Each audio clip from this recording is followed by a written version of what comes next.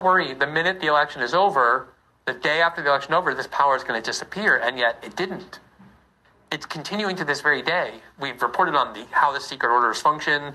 This one judge, Alexandre de Moraes on the Supreme Court, he'll send an order to Twitter and Facebook and Google and TikTok and Telegram and Rumble, and I'll say, you are hereby required within the next 48 hours, within the next 2 hours, it gives them 2 hours, to ban all accounts of the following people.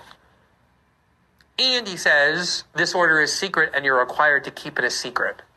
We were able to get a hold of one of these secret orders in the beginning of 2023. We reported on the show. It was unbelievable. It just had lists and lists of people who are required to be banned. None of them were charged with any crimes. None of them were notified even of the issuance of this order. None of them had any due process to contest it. We reported all of that. He has imprisoned a lot of Bolsonaro's associates. In fact, we just did a major story where his top foreign policy advisor, Felipe Martins is his name, was part of an investigation, but has never been charged with any crime, let alone convicted of one. And Alexandre de Moraes ordered him imprisoned in March of this year, before any trial, before any indictment or accusation. And his argument for why he was ordering him in prison preventatively before trial was based on a complete falsehood. Namely, a reporter very friendly to the court falsely claimed that Felipe Martins had left Brazil on a presidential plane with Bolsonaro and never came back. There was records of him entering the U.S., but no records of him leaving the U.S. and re-entering Brazil. And therefore, that proved that he somehow evaporated, and that proved that he was a flight risk. And he was in prison, in a very harsh prison condition for more than 6 months. And we wrote an article about it about 2 weeks ago detailing there was a mountain of evidence showing that Felipe Martins never left Brazil, that he wasn't on the presidential plane, that he was in Brazil the entire time, to the point where even the prosecutor asked for his release. And this judge kept him in prison based on nothing, unjustly. And then he finally got out of jail last week. And these are the kinds of abuses that have been taking place repeatedly, all in the hands of this one judge.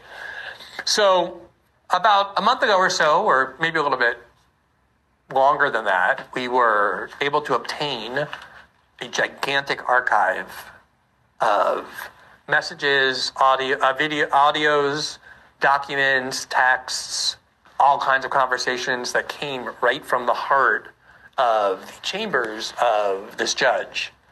Basically, in order to serve as judge and at the same time investigator, the charge of the police, so he would instruct the police arms of the court to go and investigate, and he would tell these police arms, don't make it look like I'm the one who asked for this investigation, or I'm the one who said that these people should be investigated. You write a report saying they should be investigated and then give it to me, so it makes it seem as though I'm not the one initiating this. I'm the one just receiving passively these requests from some other organ.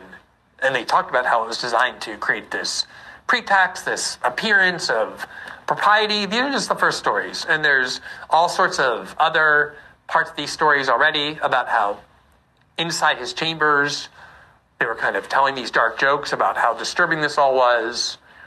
Sometimes they would say, go and find crimes that this news site is doing, and the guy would come back and say, I couldn't find anything, and then they would say, look, he wants evidence of criminality, be creative. It's only at the beginning. We're going to continue to do this reporting. And today, which is day 2, basically we started the reporting yesterday, this judge went to the Supreme Court and defended himself, and not only did he say, of course, I've done nothing wrong, absolutely everything I did was totally justifiable, he also said, this is the sort of fake news and dangerous disinformation that is an attack on this court's legitimacy and therefore an attack on Brazilian democracy, basically using the language that he always uses whenever